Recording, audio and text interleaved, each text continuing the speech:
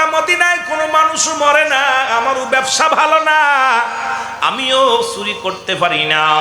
অনেকদিন যাবত মক্কা মদিনায় কোনো মানুষের ইন্তেকাল হয় না, কবরেও নেয় না, কাপনের কাপড় চুরি করতে পারি না।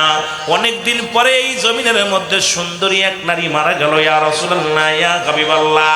ওই ব্যক্তির, ও নবী, ওই মহিলা একটা সতী সাথে সুন্দর নারী মারা গেল, বড় লোকের দুলালি। ও যখন মারা গেল, ওর কাপড় জানাজায় আমি নিজেই শরীক হয়েছিলাম। জানাজার নামাজ শেষ হলো, সব মানুষ যখন বাড়ি চলে গেল, আমিও অপেক্ষা আছি কখন রাত নামবে। যখন রাত নির্জন হয়ে গেল নবী গো, ও নবী, তখন আমি গুটি গুটি পায়ে গোরস্থানে রওনা দিলাম। আইয়া গোরস্থানের মাটিগুলো খুঁড়লাম, মাটিগুলো খুঁড়িয়া যখন কাপনের কাপড়টা টান দে খুইলা নিলাম, ইয়া রাসূলুল্লাহ, ইয়া হাবিবাল্লাহ। ওই কাপনের কাপড় যখন খুইলা নিছি, নেওয়ার পর কে যেন আমার ভিতর থেকে বলে, ও যুবক, সারা জীবন কাপনের কাপড় চুরি করলা, যার কবরে ঢুকছে একবার তাকায়া দেখ, পৃথিবীর শ্রেষ্ঠ সুন্দরী নারী। অন্যায় কর, অন্যায় কর, কেউ দেখবে না, কেউ বলবে না, কেউ তোরে বাধা দিবে না। ইয়া রাসূলুল্লাহ, ইয়া হাবিবাল্লাহ।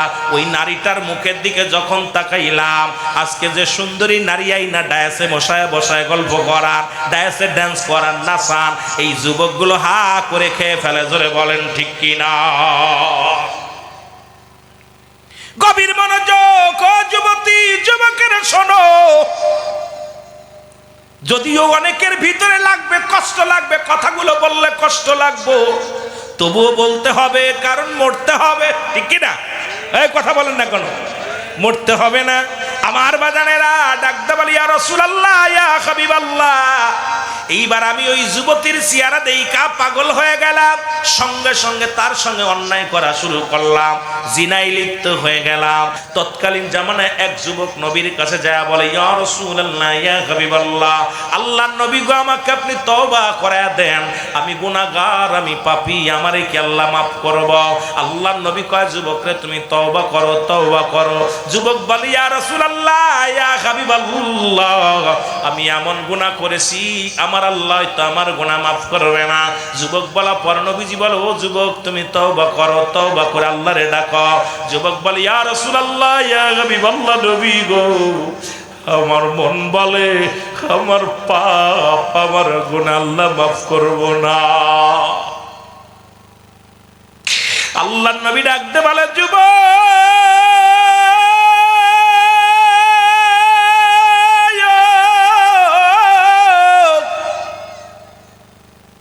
পৃথিবীর মধ্যে তুমি এমন কি গুনাহ করেছো রে, যে গুনাহ আমার আল্লাহ মাফ করব না? যুবক বলে, ইয়া রাসূলুল্লাহ, ইয়া হাবিবাল্লাহ, মক্কা মদিনা আপনি জানতেন, মক্কা মদিনার জমিনে কাফনের কাপড় চুরি হতো রে যুবক, খুব খেয়াল করবেন। ইয়া রাসূলুল্লাহ, ইয়া হাবিবাল্লাহ, ওই মক্কা মদিনার কবরে মানুষ শোয়ানো পর ওই গোরস্থান থেকে মুসলমান কাফনের কাপড় হারায়া যেত। ইয়া রাসূলুল্লাহ, ইয়া হাবিবাল্লাহ, ওই কাফনের কাপড় দুনিয়ার কেউ চুরি করে না, আমি সেই চোর। ইয়া রাসূলুল্লাহ, আমি ওই কাফনের কাপড়গুলো চুরি করতাম। আল্লাহর নবী কয়, যুবক, দুনিয়ার মধ্যে কি অন্য কোনো কাজ পাও নাই? দুনিয়ার মধ্যে কি অন্য কোনো কর্ম পাও নাই? তুমি মরা মানুষের 3 টুকরা সম্বল, 5 টুকরা সম্বল, এটা তুমি চুরি করলা, এই কি কাজ করলা রে যুবক? এত বড় অপরাধ করলা। যুবক বলি, ইয়া রাসূলুল্লাহ, আমাকে কি আল্লাহ মাফ করব? আমার নবী কয়, যুবক রে, তওবা কর, তওবা কর, তওবাকারী আল্লাহ ভালোবাসে, তওবা কর। যুবক বলি, ইয়া রাসূলুল্লাহ, ইয়া হাবিবাল্লাহ, আমি এত পাপ করেছি, এই পাপ মনে হয় আমার আল্লাহ ক্ষমা করব না। আল্লাহর নবী বলে, যুবক রে, এত বড় পাপ কি করছো বলো? যুবক বলি, ইয়া রাসূলুল্লাহ, ইয়া হাবিবাল্লাহ, অনেকদিন যাবত মক্কা মদিনায় কোনো মানুষ মরে না, আমারও ব্যবসা ভালো না, আমিও চুরি করতে পারি না। অনেকদিন যাবত মক্কা মদিনায় কোনো মানুষের ইন্তেকাল হয় না, কবরেও নেয় না, কাপনের কাপড় চুরি করতে পারি না। অনেকদিন পরে এই জমিনের মধ্যে সুন্দরী এক নারী মারা গেল, ইয়া রাসূলুল্লাহ, ইয়া হাবিবাল্লাহ। ওই ব্যক্তির, ও নবী, ওই মহিলা একটা সতী সাথে সুন্দর নারী মারা গেল বড় লোকের দুলালি। ও যখন মারা গেল ওর কাপড় জানাজায় আমি নিজেই শরীক হয়েছিলাম। জানাজার নামাজ শেষ হলো, সব মানুষ যখন বাড়ি চলে গেল আমিও অপেক্ষা আছি কখন রাত নামবে। যখন রাত নির্জন হয়ে গেল নবী গো, ও নবী, তখন আমি গুটি গুটি পায়ে গোরস্থানে রওনা দিলাম। আইয়া গোরস্থানের মাটিগুলো খুঁড়লাম, মাটিগুলো খুঁড়িয়া যখন কাপনের কাপড়টা টান দে খুইলা নিলাম, ইয়া রাসূলুল্লাহ, ইয়া হাবিবাল্লাহ, ওই কাপনের কাপড় যখন খুইলা নিছি, নেওয়ার পর কে যেন আমার ভিতর থেকে বলে, যুবক, সারা জীবন কাপনের কাপড় চুরি করলা, যার কবরে ঢুকছে একবার তাকায়া দেখ, পৃথিবীর শ্রেষ্ঠ সুন্দরী নারী। অন্যায় কর, অন্যায় কর, কেউ দেখবে না, কেউ বলবে না, কেউ তোরে বাধা দিবে না। ইয়া রাসূলুল্লাহ, ইয়া হাবিবাল্লাহ, ওই নারীটার মুখের দিকে যখন তাকাইলাম, আজকে যে সুন্দরী নারী আইনা ডায়াসে বসায় বসায় গল্প করার, ডায়াসে ড্যান্স করার, নাচান, এই যুবকগুলো হা করে খেয়ে ফেলে। জোরে বলেন ঠিক কিনা? গভীর মনোযোগ, ও যুবতী যুবকের শোনো, যদিও অনেকের ভিতরে লাগবে, কষ্ট লাগবে, কথাগুলো বললে কষ্ট লাগবে, তবুও বলতে হবে, কারণ মরতে হবে, ঠিক কিনা? এই কথা বলেন না কেন? মরতে হবে না? আমার বাজানেরা ডাকতে বলি, ইয়া রাসূলুল্লাহ, ইয়া হাবিবাল্লাহ। এইবার আমি ওই যুবতীর চেহারা দেইখা পাগল হয়ে গেলাম, সঙ্গে সঙ্গে তার সঙ্গে অন্যায় করা শুরু করলাম, জিনায় লিপ্ত হয়ে গেলাম। এ তো শুনেছি মক্কা মদিনায় তৎকালীন জামানায়, যেখানে বাংলাদেশে ভালো করে লেখে নেন, যদি মিথ্যা হয় আমার জিহ্বা কেটে নিবেন, এখানে যে শাস্তি দিবেন মেনে নিব। বাংলাদেশে যেখানে ঢাকা মেডিকেল কলেজ হাসপাতালে মুসলমান মারা যায়, গলায় দড়ি নিয়ে মারা যায়, মর্গে নিয়ে পরীক্ষা করা হয়, রেপ করেছে রে মুসলমান, মারা যায় অ্যাক্সিডেন্ট করে মর্গে যায় মুসলমান, রেপের পালামত। এইবার ডাক্তাররা বড় প্রেশানিত হয়ে গেল, যে দেশে, ও যুবক শোনো, এইবার ঢাকা মেডিকেল কলেজের মর্গের যিনি মুসলমান ডোম, তাকে ধরে আনা হলো, যখন রিমান্ডে নেওয়া হলো, উনি বললেন একজন নয়, দুজন নয়, আজ থেকে 2 থেকে 300 নারী, যত কম বয়সী নারী যারা ইন্তেকাল করে অ্যাক্সিডেন্ট করে গলায় ধরে নিয়ে বিষ খাইয়া, আগে লাশ কাটার আগে তার সঙ্গে জিনা করে নি। যে দেশে মুসলিম রাষ্ট্র বাংলাদেশের 82% মুসলমান, যে দেশে লাশ কাটা করে বাংলাদেশে, যেখানে ঢাকা মেডিকেল কলেজ হাসপাতালে, যেখানে মর্গে জিনা হয়, আর বড় বড় ওয়াজ করো, আর বড় বড় ফতোয়া দাও, মসজিদে বয়া বড় বড় বায়ান দাও। এরে মুসলমান, এই বায়ান দিয়ে হবে কি? এই ক্ষমতা দিয়ে হবে কি? ক্ষমতার লোভে ও খাইসা লাভ কি? যে দেশে মরেও শান্তি নাই, মরার পরও জিনা হয়, যে দেশে মর্গে জিনা হয়, সেই দেশের নাম হলো আমার বাংলাদেশ। আজকে বড় বড় ফতোয়া দাও, কই থেকে পাও? যদি মিথ্যা বলি জিহ্বাটা কেটে নিবেন। মুসলমান শুনে নেন, ওই না কোথায় মুসলমান, গভীর মনোযোগ, চট্টগ্রাম মেডিকেল কলেজ হাসপাতালে একই চিত্র ধরা পড়লো। যখন মর্গে নিয়ে, যখন ডমকে নিয়ে ধরে রিমান্ডে দেওয়া হলো, উনি বললেন আজ থেকে কত সময় আমি যে রেপ করেছি তার মনে নাই। যত অল্প বয়সী নারী গলায় ধরে নিয়ে বিষ খাইয়া অ্যাক্সিডেন্ট হইয়া মারা যায়, তাদেরকে কাটার আগে, তাদেরকে কি করি, পোস্টমর্টম করার আগেই তাদের সঙ্গে আগে রেপ করে নিয়ে, জিনা করে নি। আরে যে দেশে, বাংলাদেশে 92% মুসলমান, এত পিসাব, এত খানকায়, এত আলেম, এত ইমাম, সেই দেশে মর্গে যদি জিনা হয়, সেই দেশের উপরে লাশ পড়ে থাকবে, সেই দেশের উপরে মানুষ কুকুর শেয়াল লাশ খাবে। এই দেশের মানুষ মুসলমান, গভীর মনোযোগ, এই দেশের মানুষ কেউ কথা বলবে না, শুধু দেখবে আর ক্ষমতার চিন্তা করবে, খালি গদির দরকার, গদির দরকার। নবী বলছে বালহুয়া কিলাব, আমার কথা নয়, নবীর কথা, কোরআনের কথা শুনে নাও, হাদিসের কথা। নবী বলছে বালহুয়া কিলাব, এই দুনিয়াটা হলো পচা দুর্গন্ধ মড়ি। মানুষের চরিত্র হলো কুকুরের চরিত্র। কুকুর যেমন মড়ি পাইলে খুশি হয়, সে জামানার মানুষগুলো সম্পদ পাইলে খুশি হবে। এখন খালি চেয়ার পাইলেই খুশি, সেটা যেভাবে আসুক সেটাই ভালো। জোরে বলেন ঠিক কিনা? ওলামা একরাম আছে, রাসূল বলছে বাল্লুহা কিলাব, এই দুনিয়াটা পচা দুর্গন্ধ মরি, মানুষের চরিত্র কুকুরের চরিত্র। এ যুবকেরা শুনেছিলানি 2 বছর আগের কাহিনী, যে দেশে মর্গে জিনা হয়, ওর এইটা আমেরিকা হলে মেনে নিতাম, ভারতে হলে মেনে নিতাম, শ্রীলঙ্কায় হলে মেনে নিতাম। আমার সোনার বাংলায় 82% মুসলমান, আমার সোনার বাংলায় অসংখ্য খানকায় অসংখ্য পীর, অসংখ্য মুজাহিদ, অসংখ্য উলামায়ে কিরাম, সেই দেশে যেখানে জিনা হয় মর্গে, এর চাইতে কষ্ট আর থাকতে পারে না। জোরে বলেন ঠিক কিনা? আমরা বক্তৃতা দিতেছি আর মাল কামাইতেছি, কথা বুঝেননি? স্বার্থের জন্য ওয়াজ করতে, সব স্বার্থের জন্য, স্বার্থবাস, নিজের নিজের ক্যারেক্টার নষ্ট না হয় এই উচিত কথা বলা যাবে না, বললে দোষ। আসি খালি গিবাত করতে, ওয়াজে বইয়া কোরআন থেকে টায়াত পড়ে খালি গিবাত, খালি গিবাত। কোন কিতাবে পাইলা? হক কথাগুলো বলো, সত্য কথাগুলো তুলে ধরো, সমাজ বাঁচাও, জাতি বাঁচাও, নিজে বাঁচাও, পরিবার পরিজনকে বাঁচাও। জোরে বলেন ঠিক কিনা? যদিও আমি আগেই বলেছি বাবা, আমি এত বড় আলেম না, এত বিজ্ঞ বিজ্ঞ ওলামা একরাম যে ওয়াজ করতেছে, আমার মন বলে ওই আমরা যখন ছোটবেলা মসজিদ ছিল কাঁচা, মানুষের ইমান ছিল পাকা, এখন মসজিদ হয়েছে পাকা, মানুষের ইমান একেবারেই ফাঁকা। যেটা বলেন ঠিকই না? আমাদের মাগুরার একটা লোক ভাষায় বলে, উপরে ফিটফাট তলে নাকি সদরঘাট। কথা বুঝেননি? ভাষাটা আমাদের মাগুরা জেলায় বলে, উপরে ফিটফাট তলে হলো সদরঘাট, বলে নাকি? মার হাওয়া, তাহলে তো আপনাদের সঙ্গে মিলাই গেছি। তা আমরা উপরে খুব সিয়ারার ভিতর সিয়ারা সুরত দেখাইতেছি, আহা ভিতরে একদম সব ক্লিয়ার। সুদের ভিতর, ঘুষের ভিতর, জিনার ভিতর, বেবিচারের ভিতরে কি যে অবস্থা, এই যে সমাজে, যদি বলেন এর থেকে বাঁচা কি সম্ভব? এই রে মানুষ শুধু বেহুশ দুনিয়ার পিছে, কি জবাব দিবি রে তুই আল্লাহর কাছে? বলেন কি জবাব দিবি রে তুই? একটু মহব্বতে বলেন, এই রে মানুষ শুধু বেহুশ, এই রে মানুষ দুনিয়ার পিছে, কি জবাব দিবি রে তুই আল্লাহর কাছে? বলেন কি জবাব দিবি?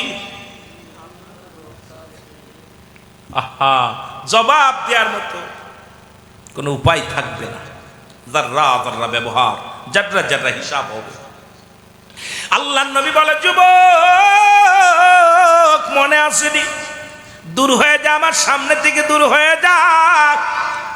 যুবক বলে, ইয়া রাসূলুল্লাহ, ইয়া হাবিবাল্লাহ, নবী গো, যখন আমি এই জিনা করে যখন কবর থেকে লাফ মেরে উঠলাম কাপড়ের কাপড় নিয়ে, সঙ্গে সঙ্গে ভিতর থেকে কে যেন একটা আওয়াজ শুনতে পাইলাম, ডাকতে বলে, যুবক রে, আজকে তুমি আমার সামনে অন্যায় করলা, আমি আল্লাহর আদালতে মামলা দিলাম, আমি আল্লাহর আদালতে মামলা দিলাম। আল্লাহ তোমাকে যেন না ছাড়ে, কারণ তোমাকে একদিন কবরে আসতে হবে। আমি অসহায় নারী, বাধা দিতে পারলাম না, আমি অসহায় নারী, আজকে কবরে তোমার বাধা দিতে পারলাম না। তুমি আমার সামনে অন্যায় করলা, রব্বি কারীমের আদালতে আমি মামলা দিলাম, আমার আল্লাহ যেন কোনোদিন তোমারে ক্ষমা করে না। ইয়া রাসূলুল্লাহ, আমি এরপরে বাড়ি গেলাম, বাড়ি যা যখন আমি গোসল করিয়া খানা খাইলাম, নবী গো, ইয়া রাসূলুল্লাহ, আমি ঘুমাইতে পারি না, এরপরে খাইতে পারি না, ওই আওয়াজটা বারে বারে আমার কানে এসে লাগে, যুবক রে, তোমার কবরে আসা লাগবে, এই কবর তোমারে ছাড়বে না, আমি আল্লাহর আদালতে মামলা দিলাম। ইয়া রাসূলুল্লাহ, ইয়া হাবিবাল্লাহ, এই অবস্থায় আমারে কি আমার আল্লাহ মাফ করবো না? আমার নবী কয়, যুবক তুমি দূর হয়ে যাও, যুবক দূর হয়ে যাও, আমার সামনে থেকে দূর হয়ে যাও। নবীজি দূর করে দিলেন, কাঁদতে কাঁদতে রে যুবক 40টা দিন, একদিন নয়, দুদিন নয়, 40টা দিন অজার নয়নে কান্দে, গাছের লতা পাতা খায় আর কান্দার বলে, রব্বি কারীম, তুমি ইউনূস নবীরে করছো দয়া, মাছের পেটে গো আল্লাহ, মাছের পেটে আমারে নি করবা দয়া গো আল্লাহ, ই গুনাহ হতে মাফ হতে গো আল্লাহ, আমারে নি করবা তুমি ক্ষমা, তুমি মুসা নবীরে করছো গো দয়া, ওই তোর পাহাড়ে উঠাইয়া আমারে নি করবা দয়া।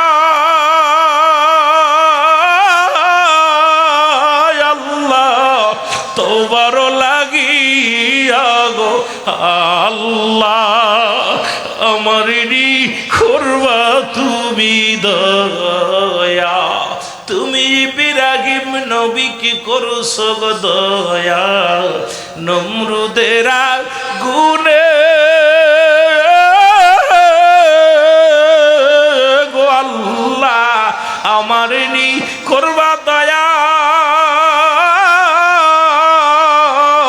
এই গুনাহ হইতে গো আল্লাহ ও আমার আল্লাহ।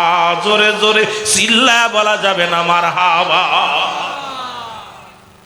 আল্লাহ গো তুমি ইউনূস আলাইহিস সালামকে মাফ করেছো, ইব্রাহিমকে মাফ করেছো, মূসাকে মাফ করেছো, পরীক্ষা করেছো, সব পরীক্ষায় তুমি তারে পাস করাইছো, এখন আমারে কি পাস করাইবা? যুবক একদিন নাই দুদিন নয় 40টা দিন খানা খায় না রে, 40টা দিন অনাহারে পড়ে আছে রে। চোখের পানি পড়তে পড়তে ঘা হয়ে গেছে, চোখের পানিগুলো পড়ে মুখের গোস্তগুলো খসে খসে জমিনের মধ্যে পড়ছে। এমন সময় এলহাম এসে গেছে, যুবকরা আর কান্দিস না, তোর চোখের পানি জমিনের মধ্যে অনেক পড়েছে, তুই একটা পাপের কারণে ভুলের নফসের খায়াছে পড়ে এমন একটা পাপ করে ফেলেছিস, আর 40টা দিন অনাহারে জমিনের মধ্যে গোড়াগড়ি করিস, যা তওবা কর, তোর তওবা আল্লাহ কবুল করেছে।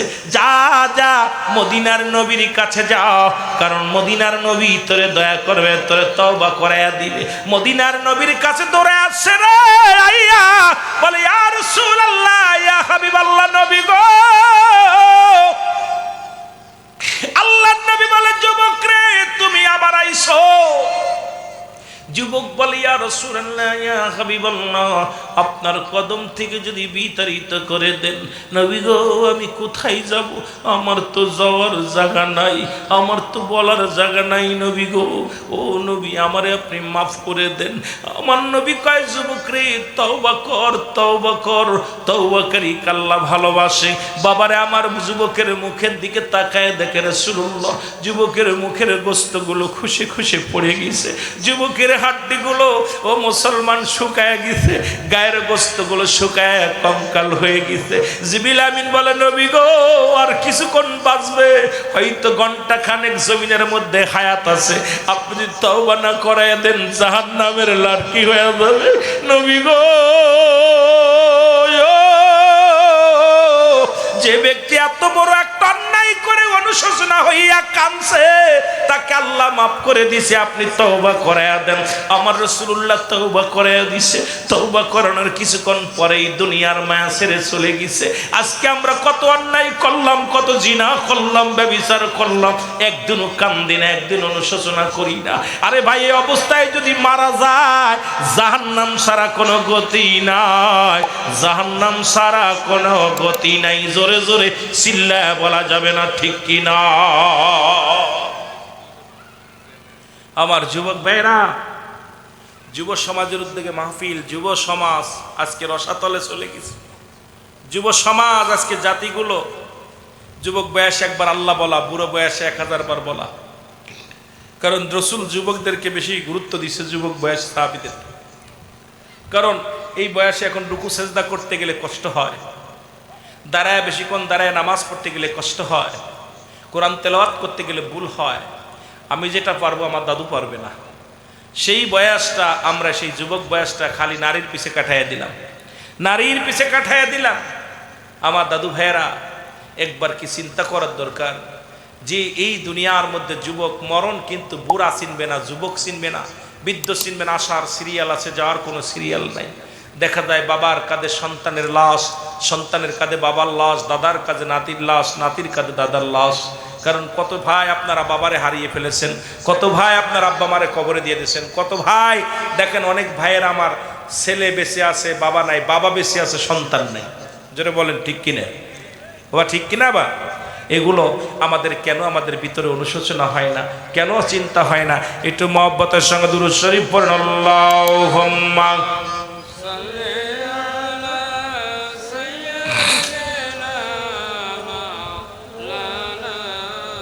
وعلى آل سيدنا